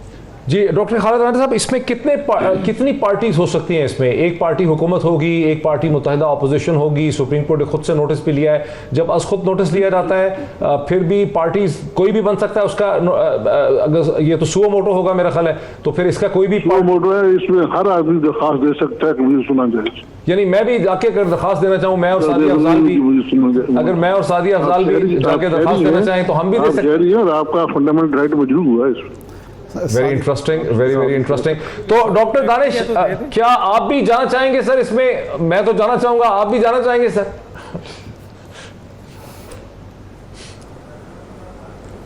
सर मैं तो आपको साफ तौर पे ये कह रहा हूँ कि जो भी इफेक्ट है वो दे दे। असल तो मसला ये है कि कॉन्स्टिट्यूशन ने खुद ही नोटिस ले लिया है। और देखिए एक बहुत ही इंपॉर्टेंट बात खालिद रांझा साहब ने तो पॉइंट आउट की कि जनाब ये विद इन द पार्लियामेंट अगर कोई इस तरह का अमल होता है और आइन का आर्टिकल 69 है, आया सुप्रीम कोर्ट उसको इम्पोर्टेंस देती है नहीं देती है, तो ये नोटिस बता रहा है कि उन्होंने उसको इम्पोर्टेंस दे दिया। लेकिन दूसरी तरफ भी जाइए, दूसरी तरफ क्या है कि अगर 7 डेज तक कोई रूलिंग आने के बाद, कोई अदम एतमाद आने के बाद, बड़ी इंटरेस्टिंग डॉक्टर दानिश आपको खबर बताती चलूं, इस वक्त ऑपोजिशन ने ना कौमी असेंबली का इजलास शुरू कर दिया है और स्पीकर इस वक्त अयाज सादिक साहब हैं जो कि प्रिजाइड कर रहे हैं। यस यस जी यस मुझे इजाजत है। यस असल में मसला ये है कि अच्छा देखिए जो अदम एतमाद की तहरीक आई है, देखिए जरा कानूनी बात, कानून है ना, उधर उन्होंने कानूनी बात की है, आज कानूनी बात है, सुप्रीम कोर्ट में भी कानूनी मसला है, और ये जो अपोजिशन कर रही है ये भी कानूनी मसला है। इरशाद आरिफ साहब, एक बहुत ही अजीबो गरीब किस्म की सूरत हाल जो है पैदा हो चुकी है, जिसे कहते हैं दी हेल ब्रोक। इसमें अब आपको क्या समझ आ रहा है कि अब जिस तरह की सूरत हाल होगी, क्या सुप्रीम कोर्ट ऑफ पाकिस्तान इसका कोई हल भी निकाल सकती है? और अगर हल भी तो अदालतों ने वो निकालना होता है जिसकी कोई एक्सेप्टेबिलिटी हो सके। कानून तभी मैटर करता है जब उसके लिए एक रिसेप्टिवनेस हो, उसके लिए एक एक्सेप्टेबिलिटी हो। आपको लग रहा है कि अब सुप्रीम कोर्ट ऑफ पाकिस्तान इसका कोई हल निकाल पाती? डॉक्टर साहब आमिर अब्बास साहब हैं या चले गए? जी आमिर अब्बास साहब को होना चाहिए हमारे साथ। मैं आमिर अब्बास साहब से एक सवाल करना चाहता था, लेकिन वो इस बात करते हुए मैं भूल गया।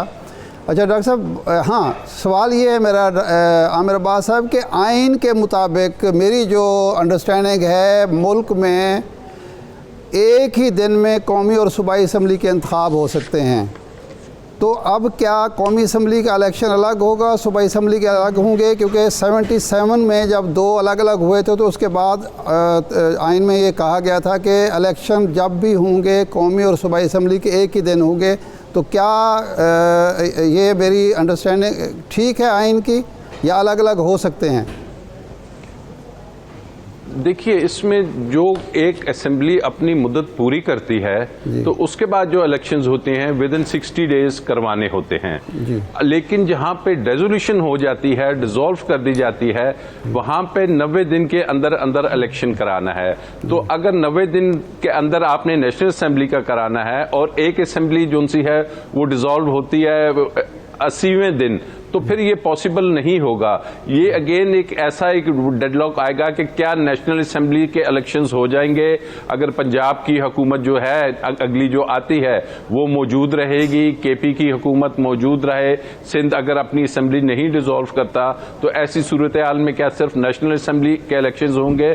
जो कि मैं समझता हूं कि आईनी तौर पर इसमें कोई प्रॉब्लम नहीं आएगा, नेशनल असेंबली के इलेक्शंस हो सकते हैं। लेकिन वो एक दिन वाली बात तब होगी कि जब एक रोज सारे रेजोल्यूशंस होते हैं या ऊपर तले रेजोल्यूशंस हो जाएं, तो फिर इलेक्शन कमीशन मुझे एक सवाल पूछना है आपसे कि क्या आप ये समझते हैं मौजूदा सूरत हाल में कि जो इस वक्त सूरत हाल हमारे सामने है इसमें सिर्फ नेशनल असेंबली के इलेक्शन हो सकते हैं और सूबाई असेंबलियां अपनी मुद्दतें कंप्लीट करती रहीं, क्या ऐसा करवाना मुमकिन होगा? जी मुझसे पूछा डॉक्टर साहब आपने। जी जी जी जी आप ही बताएं ना। जी राजा आमिर अब्बास आपसे पूछ रहा हूं मैं। जी बिल्कुल, इसमें कोई ऐसी कतगन नहीं होगी कि अगर सूबाई गवर्नमेंट्स अपनी जगह पे काम कर रही हैं, नेशनल असेंबली अगर डिसॉल्व हो गई है तो आइन का आर्टिकल 22(2) ये कहता है कि विद इन 90 डेज इलेक्शंस होने हैं, और अगर इलेक्शंस होने हैं तो एक केयर टेकर गवर्नमेंट आती है, केयर टेकर कैबिनेट आएगी, और केयर टेकर कैबिनेट उसको इलेक्शंस कमीशन के जरिए ये इलेक्शंस होंगे। तो मैं नहीं समझता कि इसमें कोई ऐसा इशू आएगा कि अगर सूबाई गवर्नमेंट्स नहीं टूटती तो फिर आप नेशनल असेंबली के इलेक्शंस भी ना करवा पाए, वो हो जाएंगे विद इन 90 डेज। अच्छा डॉक्टर साहब, अब मैं अपनी राय ये देना चाहता हूँ कि इस वक्त एक पंडोरा बॉक्स खुल गया है। 3 इश्यूज होंगे सुप्रीम कोर्ट के सामने। नंबर 1, ये वैसे इरशाद आरिफ साहब कुछ विजुअल्स हम दिखा रहे थे, जरा उसका भी बता दें कि ये जो ऑपोजिशन का नेशनल असेंबली का इजलास चल रहा था जिसमें स्पीकर साहब जो थे वो एयाज सादिक साहब थे। अब नेशनल असेंबली की डॉक्टर साहब ये कितनी ज्यादती है, देखें हॉल की लाइटें ही बंद कर दी हैं और वो मोबाइल फोन पे और मोबाइल फोन के जरिए इजलास जो है, मोबाइल फोन्स की लाइट्स में इजलास हो रहा है। डॉक्टर दानिश, अगर हम थोड़ा सा इससे आगे निकल सकें, अगर पहले ऑपोजिशन की पार्टीज का ये प्लान था कि आज अगर वजीर आजम का वो इस्तीफा हासिल कर लेते, उनको गिरा देते, तो उसके बाद वो पंजाब की असम्बली ख़त्म करना चाहते थे। प्लान ये भी था कि खैबर पख्तूनख्वा की असम्बली ख़त्म करेंगे, हम सुनते थे शायद सिंध की असम्बली को भी डिसॉल्व करेंगे। लेकिन अब मौजूदा सूरत हाल में आप क्या समझते हैं कि असम्बलियाँ तो अपनी जगह रहेंगी, खैबर पख्तूनख्वा की असम्बली गिराई जा सकती है, ज़ाहिर है कि के पी के गवर्नर जो है उसकी रिकमेंडेशन भेजी जा सकती है, वहाँ पे चीफ मिनिस्टर भेज सकते हैं। तो आपको क्या लगता है कि ये डायरेक्शन कहां जाएगी?